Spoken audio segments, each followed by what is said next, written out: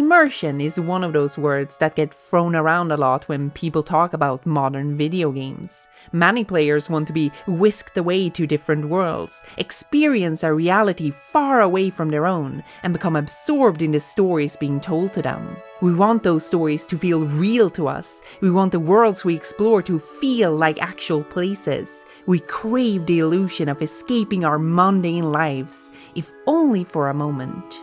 Although it has become a bit of a vague buzzword over the years, there is no denying the premium that is put on the idea of immersion. It's often touted as one of the most important aspects a video game could achieve, something it either has to its benefit or lacks to its detriment.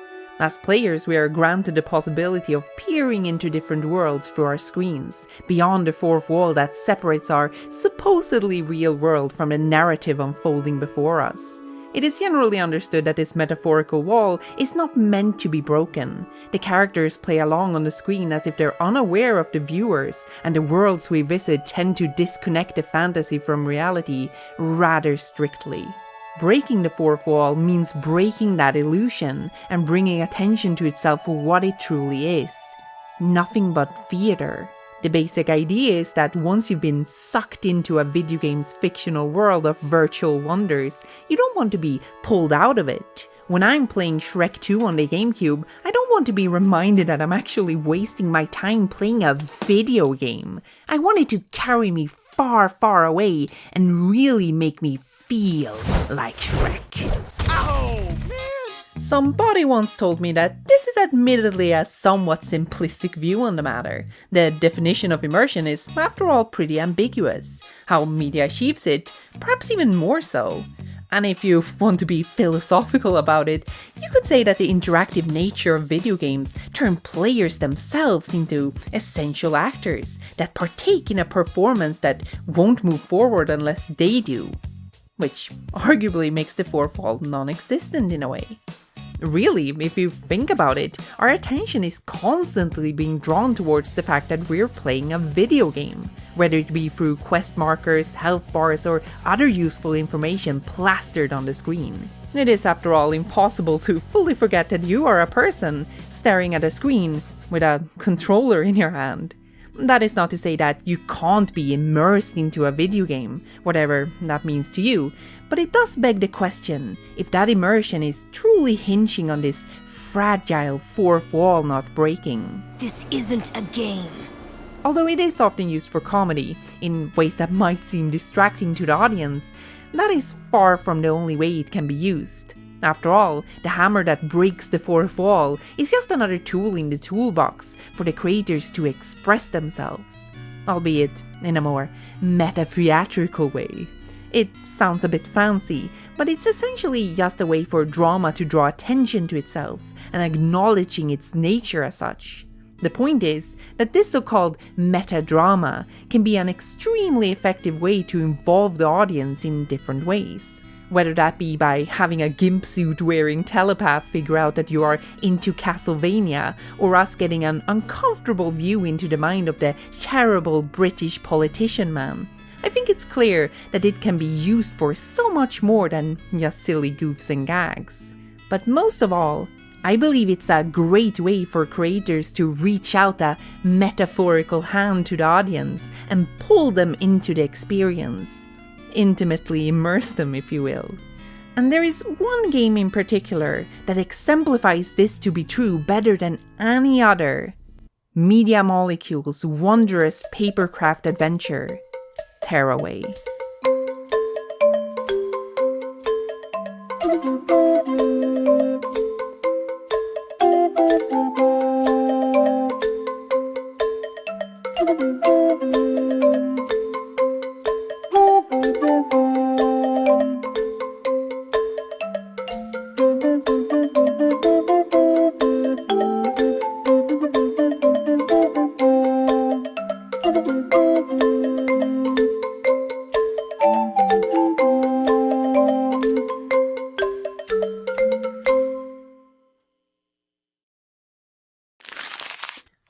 Originally released for the unfortunately forlorn PlayStation Vita in 2013, Tearaway is not only the best game that ever graced the platform, but also a modern classic in its own right. It's critically acclaimed, award-winning in fact, loved by virtually anyone who touches it. And yet, it has somehow managed to never reach the audience that it truly deserves. It's basically an overlooked gem, one that you circumstantially probably never played, or maybe even heard of for that matter. It's a niche PS Vita game for crying out loud. There weren't enough people caring about this thing at the time or since for Tearaway to ever get properly recognized. And to some extent, it does make sense. It's a humble and somewhat unassuming title for a system that otherwise mostly sold itself on the possibilities of letting players take big and pompous home console romps like Uncharted and Resistance on the go. In comparison, Tearaway is small and quaint on purpose. On surface level, it might even be misconstrued as a simple tech demo made to show off this handheld's funky features. And it's entirely possible that the cozy paper aesthetics simply weren't enough to grab people's attention. But I think that's a superficial way of looking at it, because the truth is that all of these aspects I mentioned are glued together, tight and neatly, with great intention. You see, the papercraft graphics and the hardware's functions are not just there for show, they are in fact thematically coherent with each other. When the player picks up their PS Vita to play Tearaway, they're incentivized to take a step back and imagine themselves holding this small world in their hands, one that they can peer into through the screen.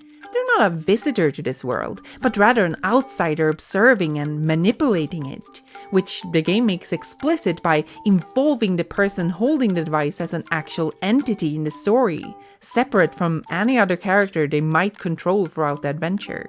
The world itself is created from something familiar and tactile, perhaps nostalgically reminiscent of arts and crafts projects from a bygone age, with its innermost workings exposed to the player, making it look like they could have folded and built it themselves. In that way, it makes sense that something so tangible as paper would be part of what facilitates these two worlds to collide, as the player has the ability to tear their way through the thin layer that separates them. By doing this. All this is to say that Tearaway is a game all about breaking the fourth wall.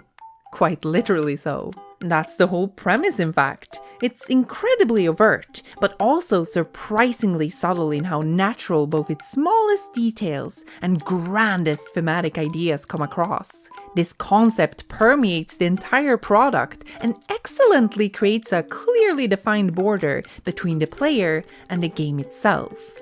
Not with the purpose of alienating the player, mind you, but to invite them to participate more directly and make them invested enough to form a stronger bond with the game. And we'd like to go into detail regarding that by talking about the narrative and explore how Tearaway actually builds that bond throughout the adventure. But to do that, we're going to focus mainly on the PS4 version that was released 2 years after the first, Tearaway Unfolded. It's not exactly a remake, but features some added segments and expands on the already flawless foundation of the original. Even though it might be in some ways, we wouldn't like to call it the definitive version of the game, because we think that somewhat undermines the PS Vita outing as a worthwhile experience in its own right. You can't really finger your PlayStation 4 in the same way, you know. And not to break the fourth wall on you too much, but the main reason we're focusing on Unfolded instead is because the PlayStation Vita version is a bit of a hassle to record footage from. An absolute nightmare, really. So, for the sake of delivering clean and presentable YouTube content directly to you, we had to make some sacrifices.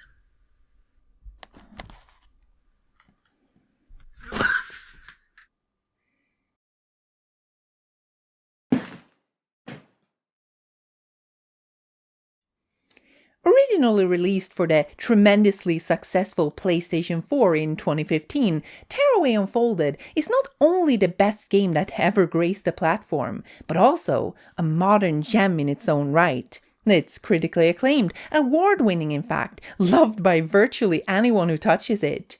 And yet, it has somehow managed to never reach the audience that it truly deserves. It's a supremely well-made little gem, reminiscent of the classic PSVita game, Tearaway. If you know, you know. And on that note, from here on out, we're just gonna call it Tearaway for simplicity's sake and treat both games in amalgamation.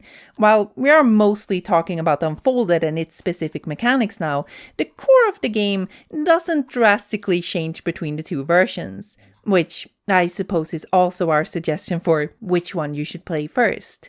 That is to say, whichever one you want. At first glance, this may seem like nothing more than yet another Mario-esque course-clear 3D platformer. And it is true, the meat and potatoes of Tearaway's mechanics never stray further away from running and jumping than a few additional moves and the occasional pig riding. In fact, you'd be forgiven for thinking that the extent of the game's originality and uniqueness stems from adding the flavor of system-specific gimmicks, its meticulous committed presentation, and the customization options you'd expect from LittleBigPlanet. I mean, this is largely how the game was sold, as a more linear and scripted alternative to Media Molecule's previous creator-centric titles that couldn't quite shake its roots. Tearaway will time and again stop the player and ask them to work on a virtual papercraft commission for an inhabitant of its world, a feature which can always be expressed upon the player avatar in all kinds of ways. And it's absolutely not wrong to suggest that creativity would be one of the game's main themes. It's a constant that permeates and defines the experience both aesthetically and mechanically, even in ways that transcends the game itself, as it will constantly try to inspire and incentivize the player to bring that creativity into the real world. One of the coolest elements is the option to print out actual schematics for select level assets so you can make them yourself and decorate your house or something. I like this idea and adore its inclusion. Who knows, I might even make some of these later. However, while creativity in itself is one of the game's vital components, I believe that is only part of what it's truly about. In a lot of ways, Tearaway equally touches upon our relationship to games as players and the bridge between reality and fiction. All of this comes together under one core conceit, the act of breaking the fourth wall, the frequency of which creates a consistent conversation between game and player to the degree where it is less broken and more so bulldozed to make room for a highway. Already in its opening minutes, you are introduced to two omnipotent voices who take over your television and channel surf in search of exciting stories to stave their boredom. However, the Green Man and the Fortune Teller, as they will be known, quickly find that there is nothing but rubbish inside of this stupid box, and proceeds to turn it off. There is nothing in this story box for anyone. You're right. Where's the off button? But then, they turn specifically to you, the player, asking you to create a window from your world into theirs. You shine your godly DualShock light into the void, forming a crack which is broken at the other end by an envelope hurtling towards you before plummeting back into the paper world below. This envelope becomes the second protagonist of the game, other than yourself. They're the messenger, known as either Iota or Atoi, depending on your preference. This player avatar straddles the line between a pre-established character with a defined role within internal fiction and a form of blank slate custom-made substitute for yourself. It is continuously emphasized that Atoi or Iota are separate entities from you. Even something as simple as getting to control them involves creating a formal bond between player and avatar that is made stronger over the course of the adventure. We will get to the full extent of their agency and individuality later, but for the moment, suffice to say they're definitely not you, considering how frequently the game addresses the player as their own entity. On the other hand, we are at all times allowed to fully customize these characters to our heart's content, so as to make them as personalized as possible. In fact, the very first player interaction in Tearaway is making a choice between playing as Atoi or Iota, essentially pressing you into identifying with one over the other. This is a pretty clever way of further reinforcing that bond between the player and their avatar, as we are perhaps even subconsciously nudged into either making them in some sense resemble ourselves, or at least take on an appearance of our own liking. Well, I'm a girl, so I'm gonna project my entire identity on Atoi, who will be my choice for the adventure and the rest of this video. As a literal letter, Atoi is tasked with delivering a special message, and in extension themselves, to you.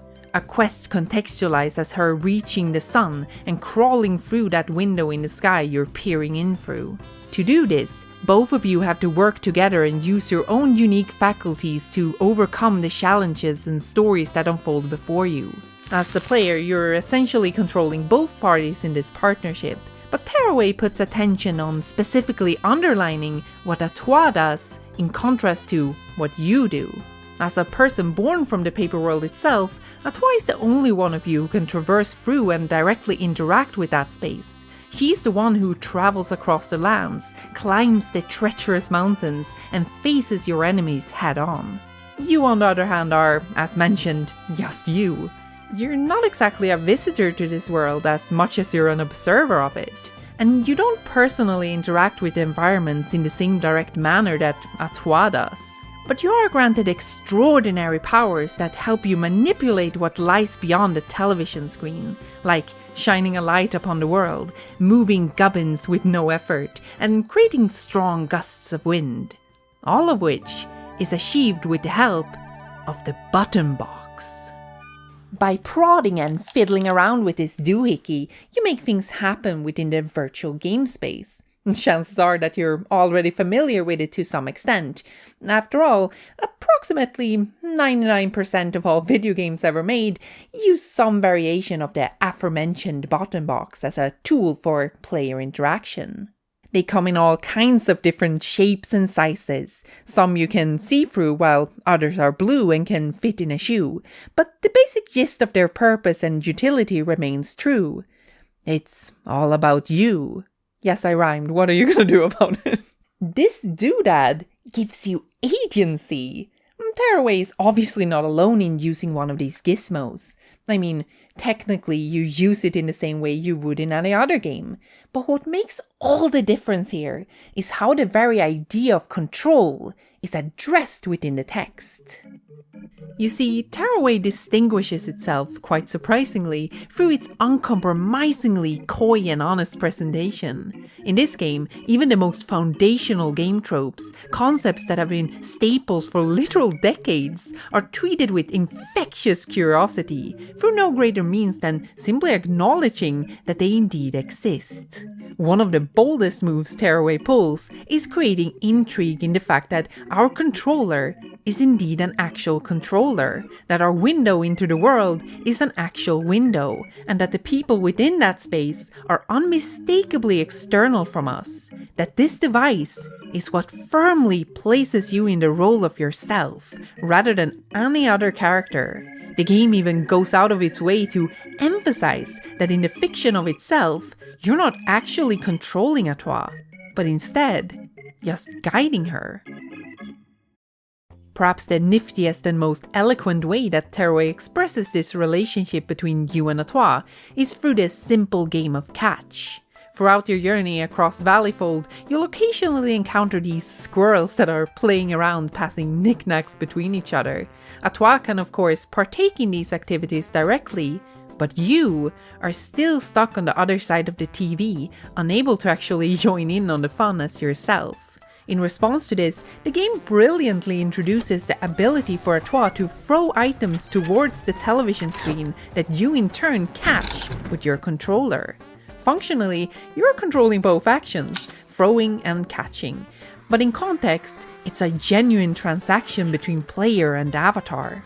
This is where the things that Atoi does and what you do come together as one, to punctuate both of you as individuals. I'd even go so far as to say it's profound in its simple playfulness. The idea behind throwing a ball between two people signifies a communicative back and forth. It reassures you that the other party is in fact there. Atoi isn't technically a real person, but Tearaway nevertheless does its darndest to immerse you into believing that she is, convincingly selling you the idea of being the dad playing catch with the sports kid in all of those American movies, that she's in fact the one throwing whatever it is you're catching. It's more real than it has any right to be. You can even hear it rattling around in there. And this detail is an important ingredient in the tearaway soup. Not the rattling, I'm talking about the continuing conversation between player and game, you and Atoi, which is accomplished by tearing down the barriers between the two, by breaking the fourth wall, with feeling. It's fitting then how the game presents itself in such a theatrical manner. It's self-aware enough to the point where the previously mentioned narrators repeatedly refer to you and the messenger as actors and performers. They speak of setting the stage and clearly intend to create drama with their stories. Perhaps most overtly when they intentionally decide on a given villain of their tale, forgoing boring crows for the exciting newspaper monsters, the scraps, who spill out from the hole in the sky, essentially signifying our mere presence as demanding conflict. With its meta-theater, Tearaway seemingly argues that video games as a medium blurs the line between audience and performer, suggesting that we as players are as much actors as the portrayed characters themselves. The opening tutorial elegantly hammers this idea home when you and Atoi find yourselves in front of a literal theater, a stage within a stage, one that both of you have to enter and pass right through to begin the adventure proper, brilliantly illustrating the world opening up in front of you as one and the same with the theater, making you a part of the upcoming performance.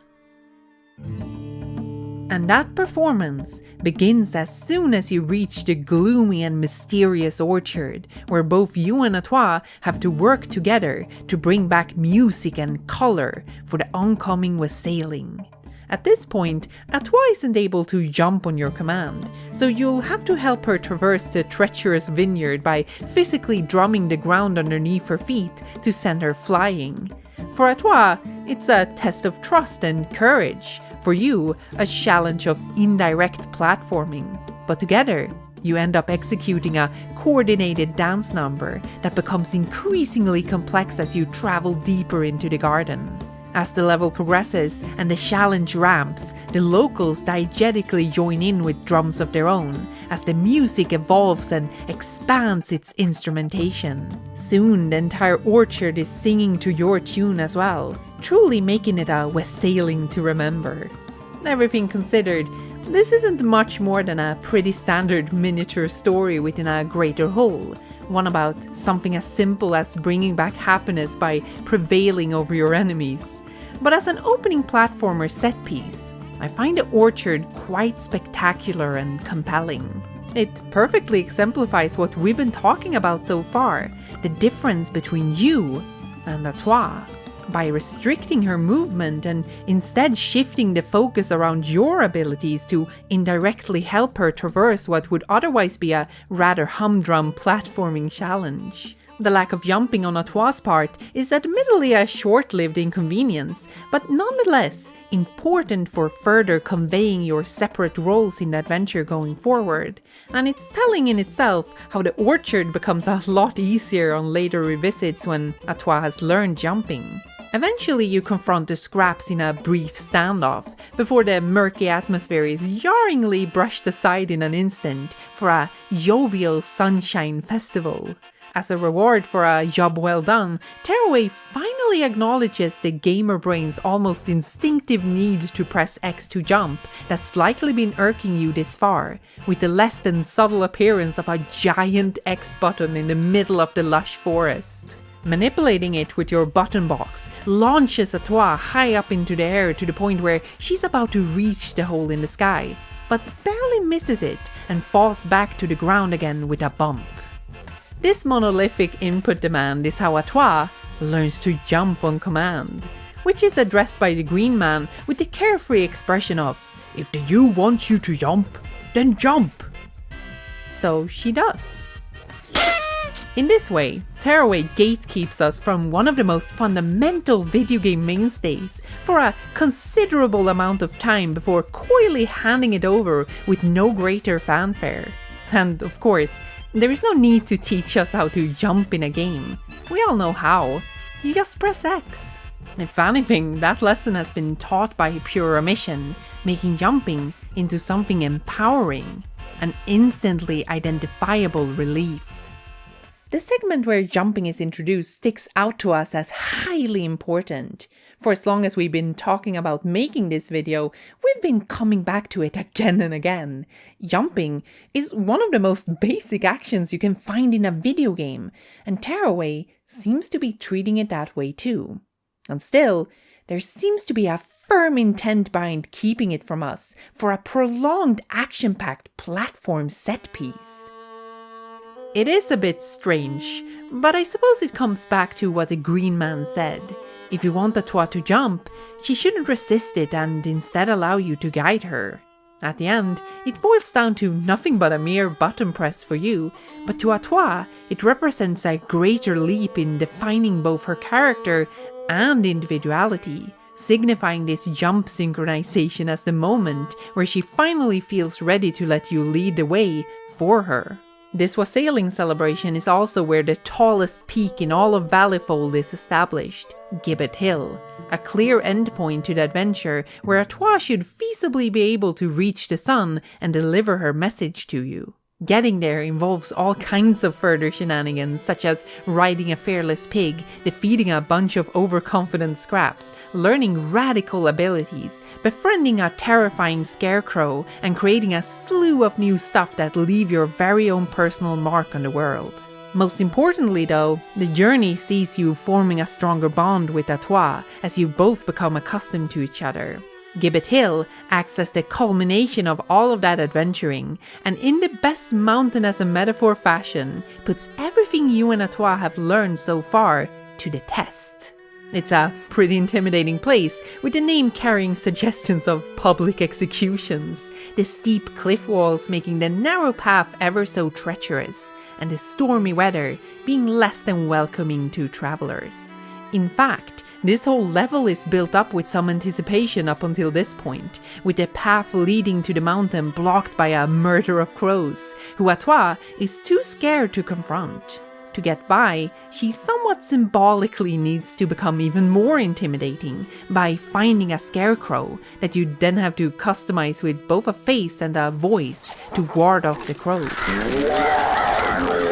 In this way, the previously established fate that Atoi needs to entrust to you is juxtaposed with her intrinsic fears that simply cannot be overcome directly. Instead, you have to find an alternative solution to sidestep the problem. As such, climbing Gibbet Hill becomes a thematic conclusion to this idea of fears and the blossoming connection between player and avatar, where compromises have to be found to accomplish your goal. So only by working together, you and Atoi manage to conquer the insidious mountain by braving the heights, trudging through the storm, scaring off those pesky crows, and making short work of the onslaught of scraps. Her helping with the platforming, and you helping with her fears. As you reach the peak, the squabbles die down and the weather clears, allowing you to leisurely reach Gibbet Hill's top, where a freaking catapult awaits, fully cocked and prepared to send Atoi off in style. Ready to finish this story, she steps onto it and launches away. But as she's hurtling through the air towards the hole in the sky, the two narrators suddenly begin to have a disagreement.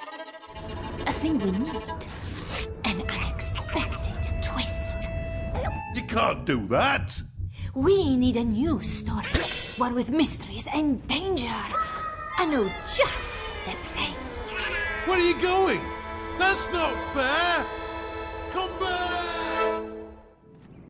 It turns out that this entire Gibbet Hill excursion was nothing but a false conclusion conjured up by the clashing ideas of what is essentially the directors of this little play. The Green Man and the Fortune Teller don't have malicious intentions here, but rather different perspectives on what this story should really be about. Up until this point, Tearaway has been a straightforward journey through Valleyfold towards its tallest peak, taking a few detours along the way, but never straying far from the overt goal at hand. However, as Atoi falls at the finish line, an entire new section of the game reveals itself, beginning a new act, if you will. Here in Sogport, the dreary island of horror and mystery, Tearaway dramatically switches narrator, setting, tone, and even genre. In fact, it abruptly transforms its entire storytelling format. This sudden shift serves a clear purpose though, as it's in these contrasts between Valleyfold and Sogport that some of the broader ideas at play make themselves apparent.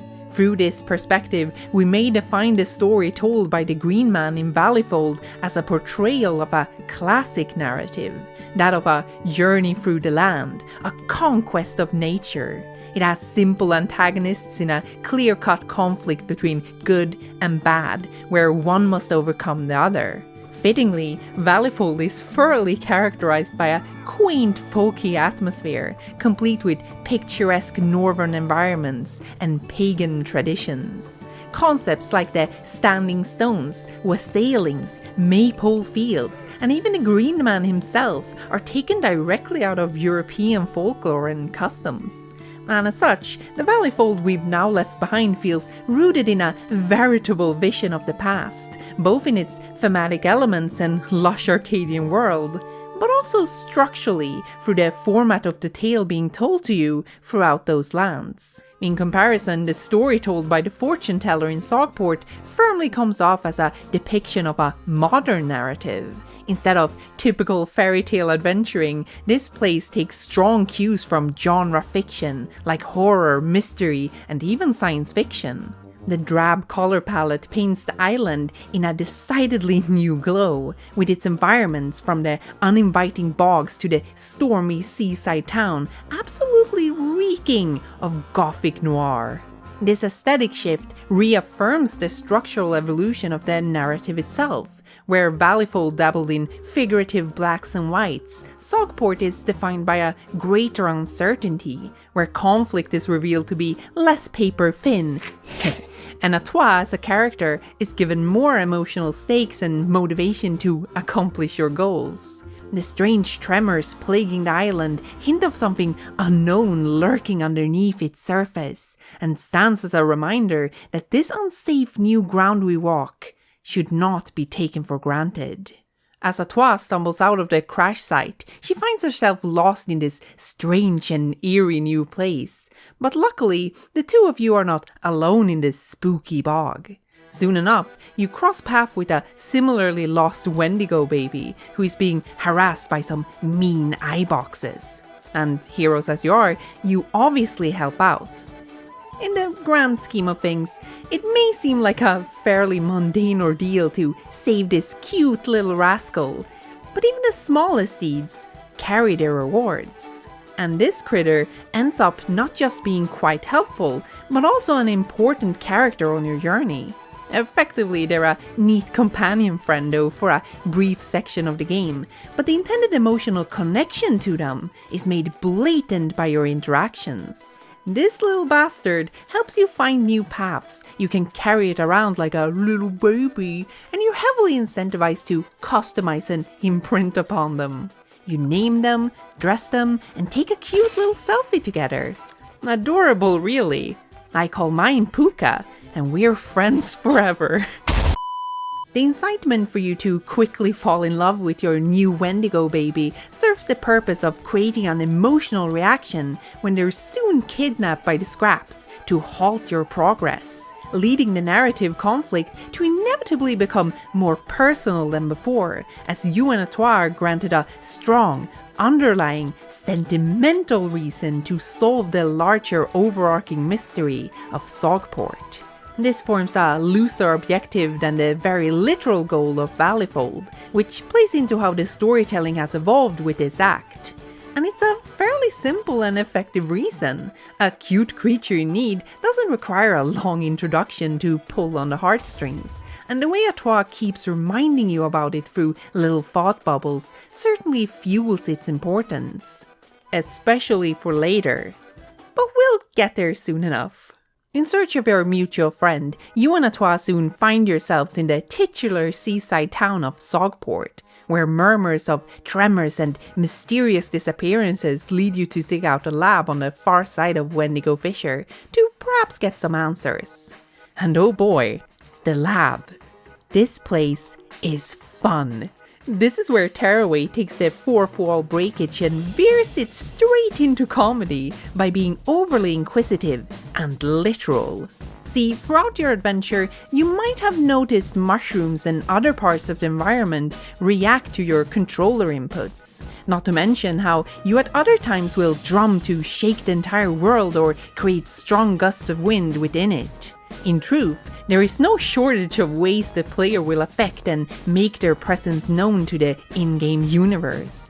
And gosh darn, have people noticed. To the degree that the good merfolk of Sogport have put their top scientists on the job of figuring out what the heck is going on.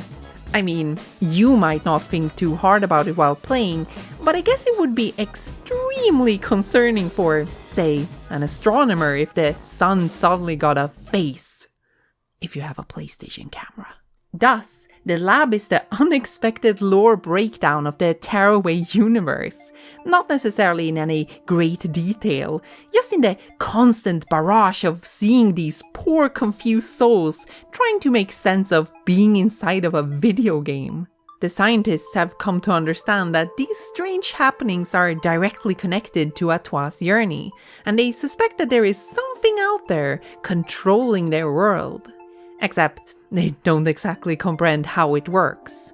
Because of this research, you'll find various instances of classic PlayStation front buttons strewn about the entire lab, and when you fit them into their sockets, they suddenly work and react to the player's button box. This creates some neat input-centric platforming challenges, but also cleverly foreshadows and builds up towards the Sogport Act's big twist and subsequent conclusion.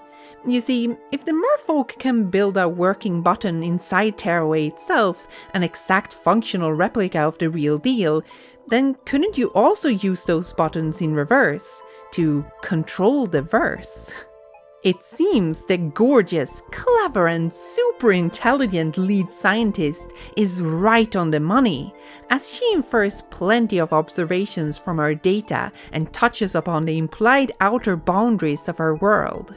In particular, she has noticed how the scraps only appear where Atoi does, and that they seem tailor-made for providing opposition to her quest. And considering this insight on the world and the scraps operations, she's definitely the one to hold any answers we seek regarding our lost Wendigo friend. But before we are allowed the opportunity to ask, the lab is suddenly attacked by the scraps, who steal the scientists' research and make Atoi fall down into the gloomy caverns below. A place absolutely teeming with scraps, ready to shred her to pieces. With no apparent way out of the damp underbelly of the island, she has no other choice but to take the battle to their home turf. In the squabbles, you discover people who have been taken prisoners by the scraps, among them your good old Wendigo friend. But the reunion is short-lived, as you have found yourselves in dire and serious matters far exceeding your own personal problems. It turns out that the scraps have been tunneling deep underneath the earth to prepare for their grand plan. All this time, they have been plotting and building something huge that the scientists' research of the fourth wall will make complete. And these little goobers are actually more clever than they let on. Because you see, while the scientists of Sogport have done extensive analysis to grasp the fabric of their video game reality, the scraps already knew this truth and their role within said game by heart. They're antagonists, they don't fit in like the rest, and they are doomed to be fodder for a rampaging throughout the paper world. In other words, they know that they are the most reviled creatures in this story, and that no one cares about them beyond what they were made for, being the bad guys. So, in lack of anyone else to root for them, they have decided to take matters in their own hands, to weave their own fate. They are creating their very own bottom box. Oh my days. It's one of them things, like what the U's holding. Considering the fourfold breakitude of this game, I'd say that qualifies as a pretty big deal. An absolutely bonkers-ass concept if you think about it. It's a revelation that throws the entire Tearaway universe on its head in such a simple yet brilliant manner. The implications piling upon each other like layers in a most delicious meta lasagna. As video gamers, we understand the controller's utility as the universal tool for interacting with games. After all, they're usually the only physical one we're handed. As figurative gods or overlords of these realms, the controller signifies and encapsulates power. Well, control. So when fictional characters get their grubby little mitts on it, we immediately assume that this spells trouble. As the only participant in this single-player game, you're of course granted these powers by default. You're assumed worthy of them and expected to play along according to the rules. That's how video games work. Here, Tearaway nudges on a peculiar question regarding the relationship between game and player by indirectly bringing up the topic of who is holding the controller. The scraps want control over their own lives, so they build the means for it. This is portrayed as a bad thing, perhaps for no other reason than it interfering with the story being told. After all, both narrators are taken by surprise at this reveal. Yet, a more pressing and opposite question lurks underneath this. Why is it okay that I hold this controller? How am I justified while the scraps aren't? Tearaway never overtly addresses these ideas, but they rest firmly in the unspoken reflections of what is happening. As things go, the scraps cannot negate the used control, because you're sitting somewhere else with it snugly in your hands. However, they can counterbalance it, as signified by the ominous red glow of the finished monstrosity. Player 2 has just signed in. They have decided to wrestle that control away from you by turning this single-player game into a multiplayer one. But they don't challenge you in the typical ways of boss fights, minigames, or fantasy kart racing. Instead, they do what your hypothetically annoying little brother would do. Press the system button to get out to the PlayStation 4 main menu to spite you. The scraps clearly don't have any attachment to the Tearaway world as a home and would rather take over the entire system itself, meaning that they could probably migrate to any other game they want, like the top tiers Killzone Shadowfall, Knack, or even Just Dance 2014. However, this predictably never comes to pass, as you and Atoi foil their plans in a high-octane action spectacle. You climb the monolithic DualShock 4 mountain, squabble with some goons, reclaim your home screen, and at the villain's breaking point, you finally find out what they actually really want. They simply want to fit in and be treated like everyone else in the paperverse. I don't think it's quite correct to say that the scraps are necessarily misunderstood.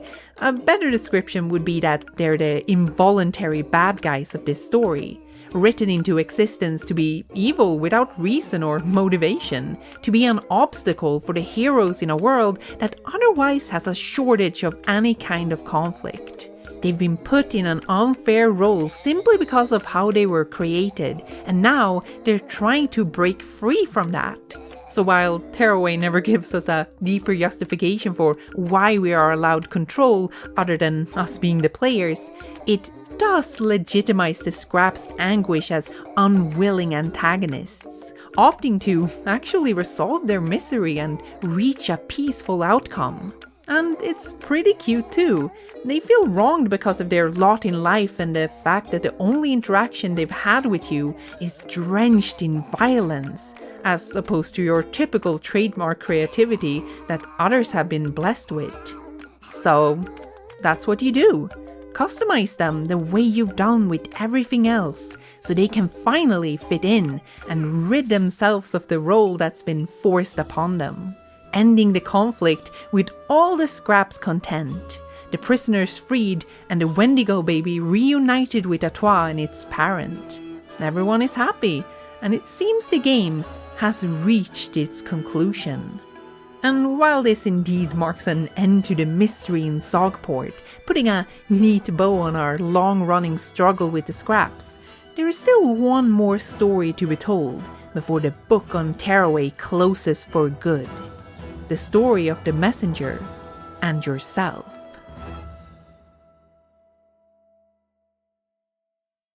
The last act of this game, the Grand Tier, is fascinating in how it moves on from previous chapters. At this point, the story has already reached its conventional climax with the ending to the Sogport tale. There is no longer any direct conflict to be had, and now there is barely anything tangible at all to hold on to anymore.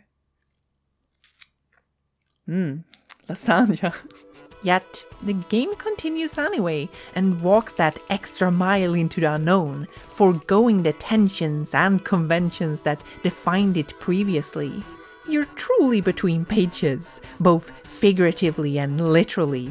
In these new abstract and chaotic realms, Tearaway lets itself loose to become essentially structureless. It's spontaneous in a way that the previous acts simply couldn't be, while still following their respective threads. A deconstruction of its essence as a story. If the first chapter was an expression of classical storytelling, with its folky aesthetics and quaint premise, and the second a take on the modern, with its genre influences and ideas of emotions and morality, then this final one is most certainly the logical conclusion of the postmodern. The act starts with the green man and fortune teller handing over the proverbial reins to the audience, and asking them to tell the rest of the tale. It's interpretation town, baby! As such, the storytelling morphs into something freeform, prioritizing the conceptual sphere and our individual readings of the presented ideas. By this merit, all of Tearaway would be defined as postmodern in hindsight, the previous sections merely portraying and interpreting their subjects to fuel a larger point that is found at the finale. It is with this final act that the first two are adequately contextualized and given meaning as suggestions on storytelling tropes rather than being the zenith of Tearaway's sincerity. But let's not get ahead of ourselves. Putting it in simpler terms, this is where Tearaway becomes a lot more experimental and a little bit weirder. Whereas there was previously a focus on a certain sense of realism with the paper world's handcrafted cohesion, the final chapter doesn't give a shit about any of that. The places you visit aren't as neatly tied together and don't make as much physical sense as they once did. You go from a stormy void where the terrain unfolds before your steps to a seemingly endless desert, framing your travels as a form of spirit journey, leading Atoi to enter the controller itself, which is bigger on the inside than you could have ever imagined. Eventually, your descent into the titular canyon shows the world tearing itself apart so fiercely that it's left as nothing but a metaphysical dreamscape where only ideas and memories reside. Incomprehensible and strangely flimsy. This is where we get to stare into the abyss, to see the uncertainty of our universe and contemplate. What does it all truly mean? Why am I here? What is my purpose?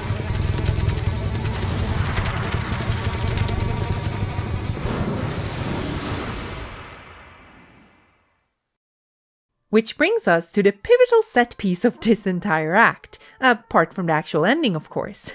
Shortly before the metaphysical ascension, you and Atoi hear a sad song echoing throughout the desolate canyons.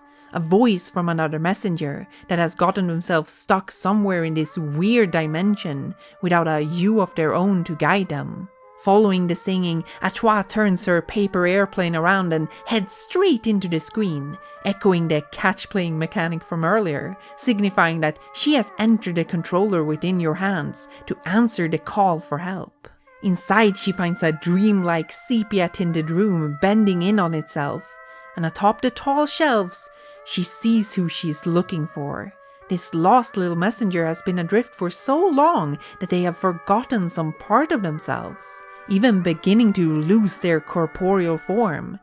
Yet they still yearn for what Atoi is just about to achieve herself, being delivered to someone like you.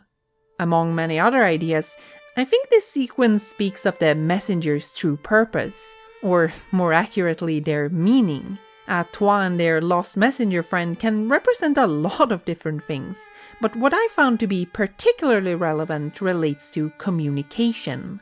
Tearaway is largely about the desire to tell stories, the creative urge we all have to express something to other people, whether that be through words or anything in between. A painting can say 1,000 words, a song might deeply inspire you, and even the simplest of letters can hold immense meaning.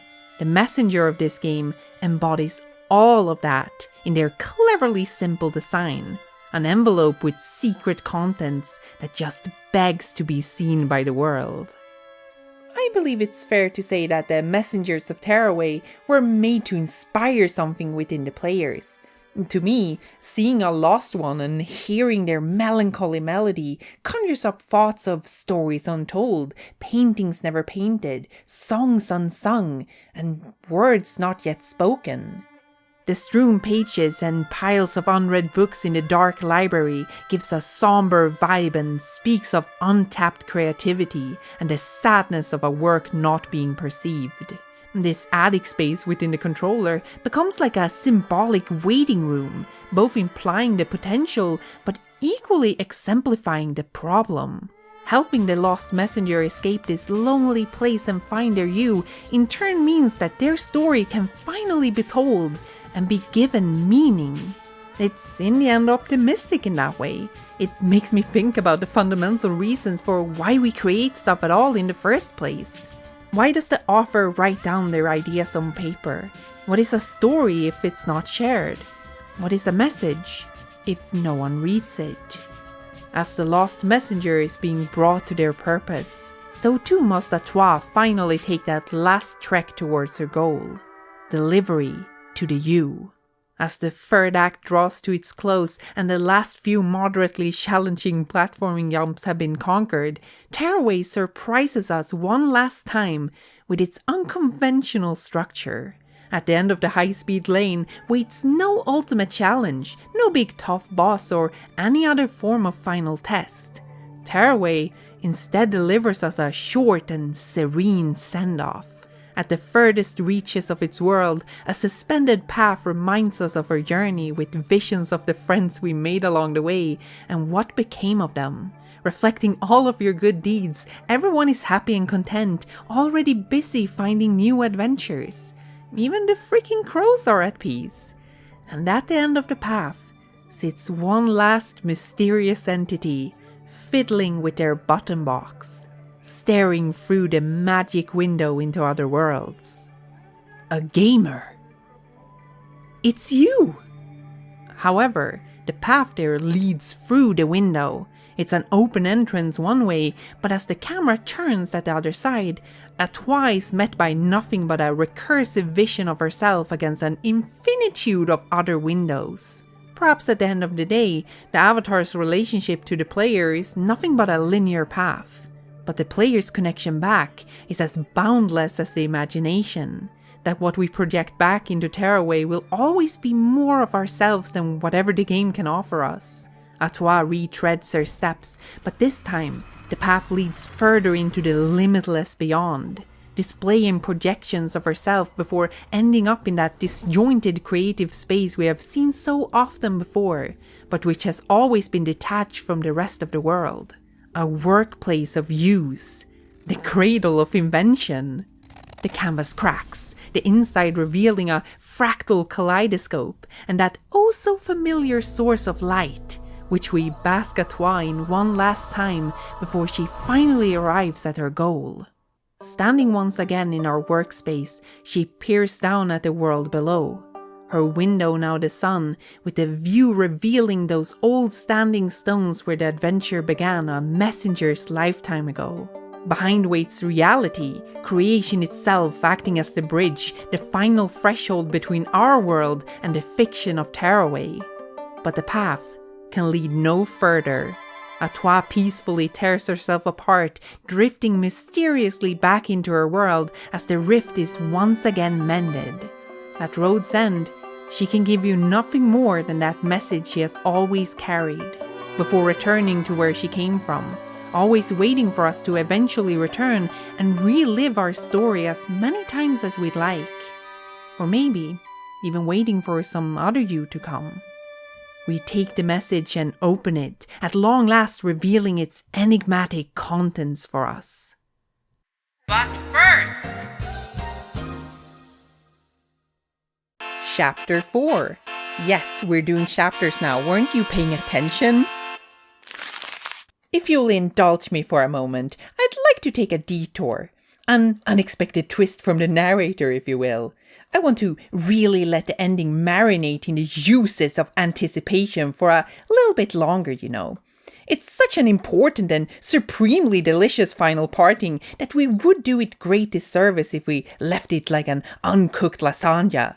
So let's interrupt this exposé on Tearaway by talking about Tearaway. Don't worry, it'll make sense later. As we've already stated before, Tearaway is excellent no matter where you play it. You might even say that it's coincidentally the best game ever made. It is certainly not underrated by any means, but I would say that it's definitely under-discussed. And it's surprising to me that even though the game was bombarded with praise and lauded for its uniqueness, there doesn't seem to be any deeper analysis or discourse happening around it. It's a fascinating and clever piece of art that has so much to say, it's almost ridiculous. And despite being given not just one, but 2 chances, it seems like it was released, reviewed, and that was the end of it. It repeatedly got called special, the best game on the Vita, and yet, silence. This made us curious though, so to better understand what the hell is actually going on here, we decided to read some reviews, which we printed out for easier note-keeping. And because Tearaway has given us a newfound affinity for paper, I guess. We ended up with a curated selection of 20-ish written reviews of both versions, consisting of the ones that had the highest rating and those from the biggest outlets. We probably would have gotten all of them, but our printer ran out of ink, so we gave up and went to see the Swedish premiere of One Piece film Red in the theater instead. Pretty good movie. It has Beppo in it. Anyway, this selection still felt substantial enough to paint us an adequate picture of how Tearaway was received and discussed at the time, but also why it might have fared worse than you'd otherwise expect from a first-party Sony title. Besides lackluster marketing campaigns and harsh competition from other high-profile games like Super Mario's 3D World and Metal Gear Solid V, I believe that one of the main problems is that the true brilliance of Tearaway is strikingly hard to convey. A typical video game trailer could only possibly show you a vague idea of what it is, and likewise, it doesn't seem like Tearaway lends itself well to be reviewed in the format standardized by big games press websites like IGN. And this is not a jab against the writers themselves, mind you. It's just that the way these short-form evaluations are usually structured comes with restrictions that can make it difficult to go into further detail or give deeper analysis. And the truth is that Tearaway's splendor isn't revealed by a quick appraisal. Rather, it needs a full dissection, a thorough look at what the game conveys at its depths, beyond the genre conventions and surface-level novelties. In particular, the reviews we read largely avoided to elaborate on much of anything regarding what the game actually does narratively and how it addresses the player. Which might be the two central pieces that make the Tearaway puzzle so compelling, unique, and memorable. Funnily enough, surprisingly few reviewers thoroughly explore the meta aspects of the game at all. In fact, we were lucky if the words fourth wall were even written out to describe anything regarding your interactions within the paper world. At best, we got a brief description of finger poking and how your face appearing as the Teletubby on actually represents you. But I don't feel like merely stating that the game directly addresses the player communicates the immediacy at which it's done here. It seems games terminology has normalized their self-awareness to the degree where the simplicity of Tearaway's approach is simultaneously, and somewhat paradoxically, also hard to describe at all in these words. Ultimately, all games address us in some ways. They have to. But Tearaway makes a firm point about this idea by being so overt that it's simply impossible to avoid. Something that is then betrayed by the inferred redundancy in the explanations of its foundational aspects. Tearaway stars you as the you, a god in a papercraft universe.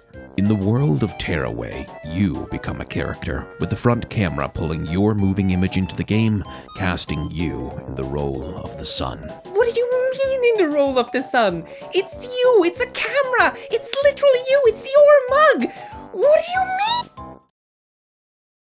This is not to accuse anyone of not getting this game, as I think it's fairly straightforward with its core message, and several of these reviews in some sense suggested appreciation of the narrative ideas.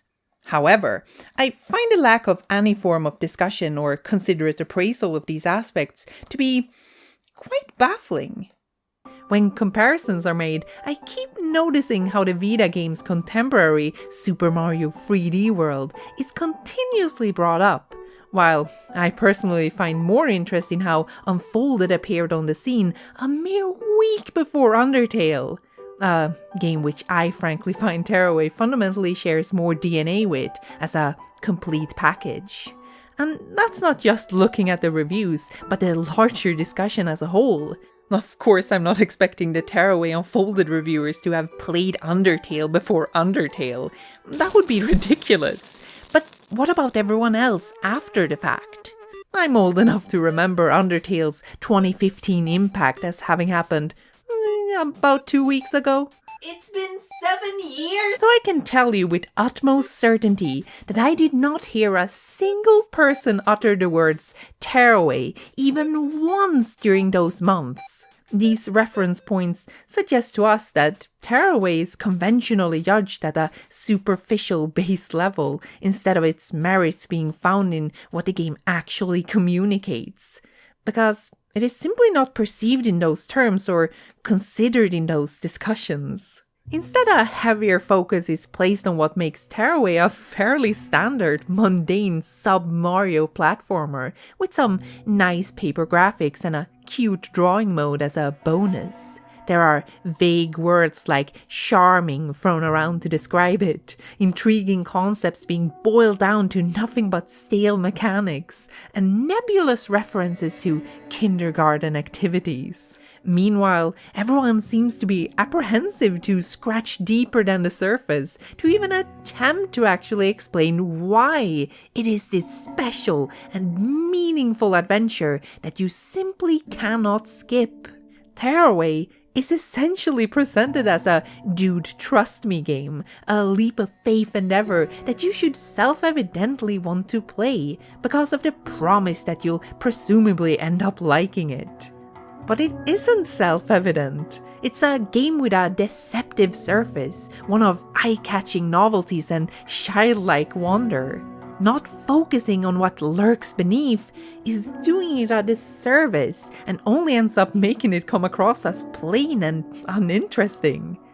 It sadly seems that on surface alone, Tearaway simply didn't stand a chance, as hard as that is to believe. I get the feeling that the reviewers at the time clearly wanted to say more when they briefly described the narrative, and more specifically the ending, as poignant, profound, heart-wrenching, and emotional. But they couldn't. We obviously wouldn't expect them to go into excruciating detail and spoil anything in a short traditional review. That's not how this works. But I would have thought they'd at least try to further express what makes Tearaway worthy of such extraordinary words.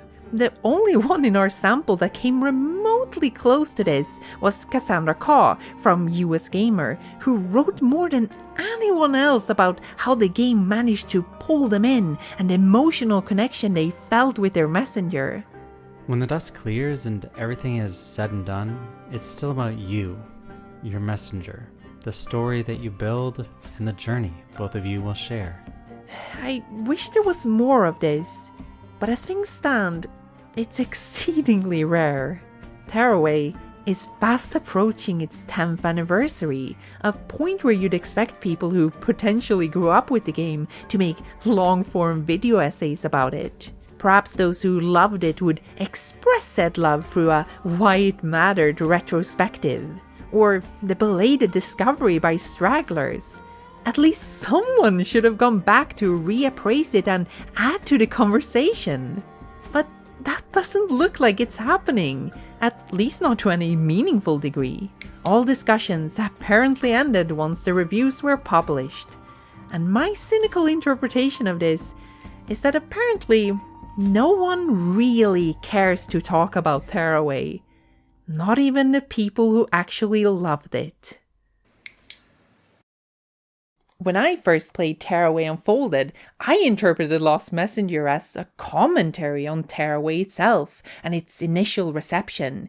To me, it came across as somberly admitting that the original hadn't touched as many hearts as Media Molecule would have hoped for.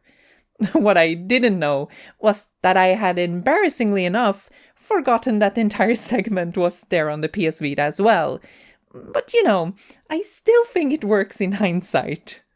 Because Tearaway is indeed the lost messenger, singing its story in hopes that someone might find it in the darkness and listen.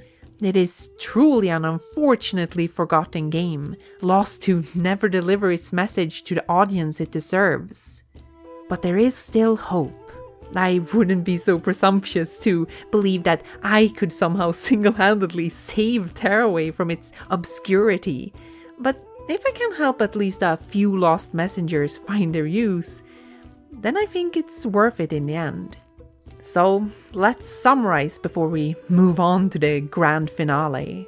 As we've talked about so far in this video, Tearaway is a game that explores the relationship between players and the games that they play. It lets us imagine a bridge between reality and fiction, and then asks us to walk it. To that end, Tearaway breaks the fourth wall every step of the way in order to invite you to personally participate in its meta-theater performance. The game effectively immerses you into its narrative by drawing clear lines between you and the main character, which not only makes your role in the narrative as yourself stronger, but also incentivizes you to care about your messenger as an individual of their own. Feelings that should logically extend to the merits of Tearaway's presentation as a whole. The paper worlds of Valleyfold, Sogport, and the Grand Tier are strikingly unique places that successfully meld their tangible approachability with a touch of magical otherworldliness. This is a realm of realism in the sense that everything looks believably handcrafted, cut, folded, and glued together by someone like you. Every crease and imperfection is visible to make it all come off as more personal, to evoke feelings of cozy arts and craft sessions that could have happened for real. The magic simply comes from the fact that everything looks like it could be touched and formed by your own two hands, something you might make yourself. And Media Molecule made sure that you actually could. Literally.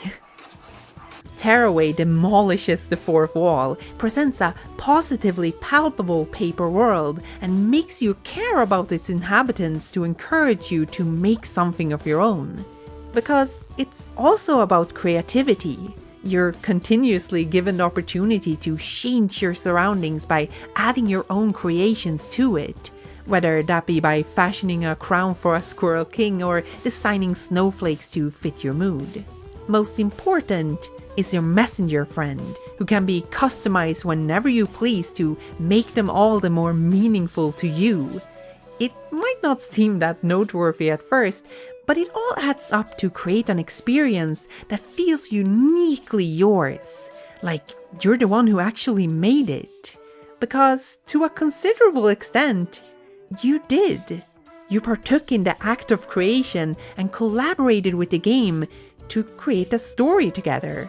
In that way, Tearaway is equally a story about telling stories, a somewhat recursive structure where a message delivers itself both literally and figuratively. If there is a core theme flowing throughout the narrative, it's certainly the nature of storytelling itself.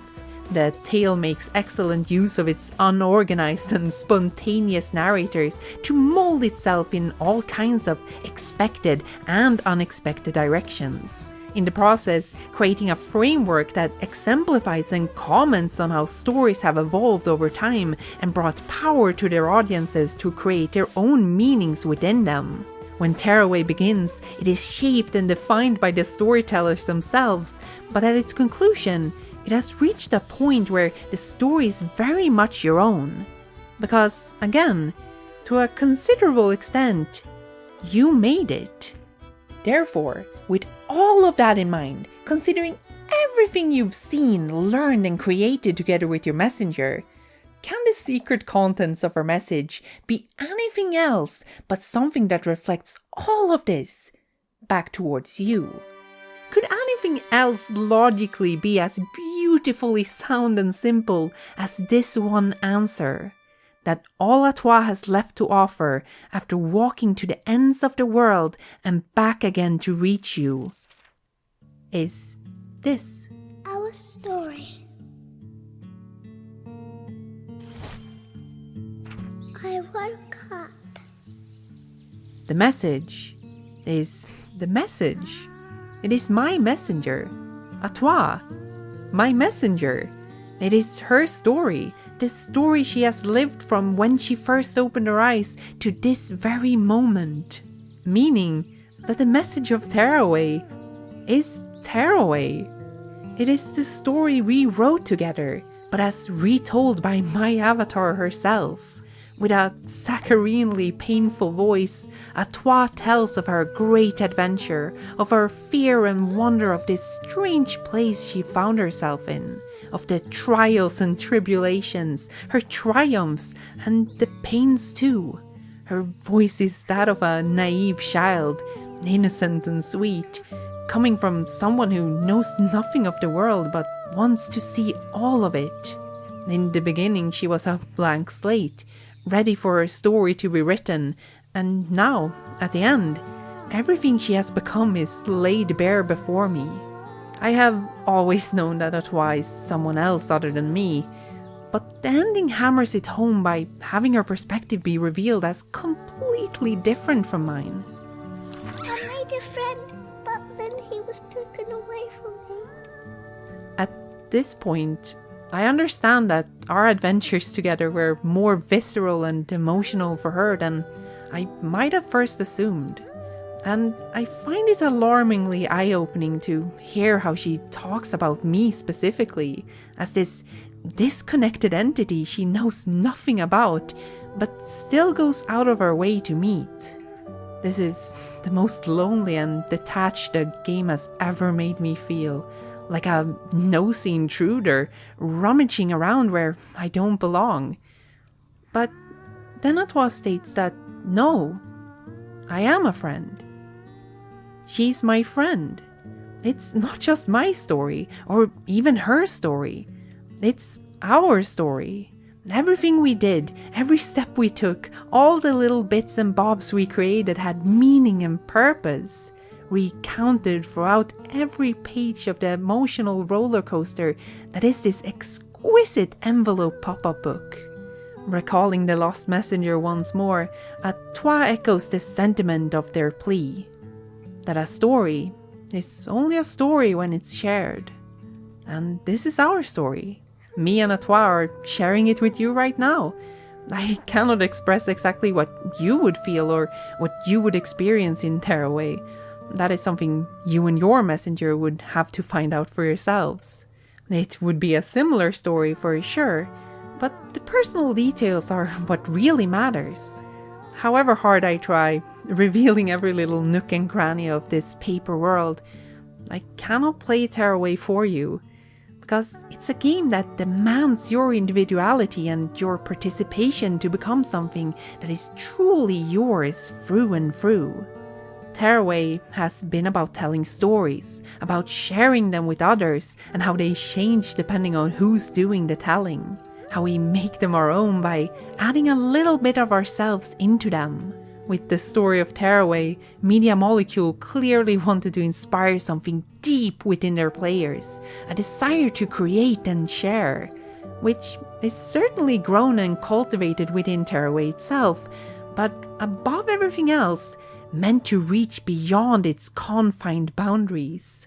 At the end of the letter, the developers deploy their final and strongest trump card to encourage me to awaken my creativity, inciting me to make something more than the virtual papercrafts I've been preoccupied with. Anything to not let my imagination be trapped within the game they created. Through Atoi, Media Molecule is on their knees, begging me to let myself be earnestly inspired. She wants to meet me. She wants to see my world just as I have seen hers.